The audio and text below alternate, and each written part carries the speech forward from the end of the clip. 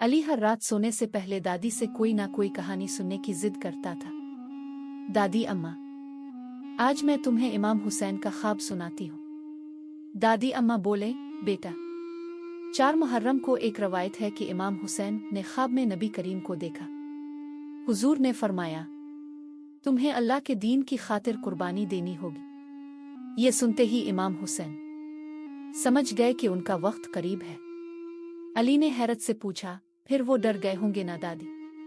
नहीं बेटा, इन्होंने डरने के बजाय सुबह उठकर अपने सब साथियों को तैयार किया, बच्चों को, औरतों को, सबको। इन्होंने वुजू किया, नमाज पढ़ी और सबको हौसला दिया। अली आहिस्ता से बोला, तो वो तो सबसे बहादुर थे। दादी ने इसका माथा चूमा, हाँ, क्योंकि वो जानते थे कि जो अल्लाह चाहता है वही बेहतरीन होता है। अली ने चादर तान ली और धीरे से कहा, फिर मैं भी अल्लाह की रज़ा से कभी नहीं डरूंगा दादी। दादी अम्मा ने दिल ही दिल में कहा, अल्लाह जी मेरे अली को भी ऐसा ही दिल दे जैसा दिल करबला वालों का था। क्या कभी आपने कोई ख्वाब देखा जो आपको किसी अच्छे फैसले की तरफ ले गया?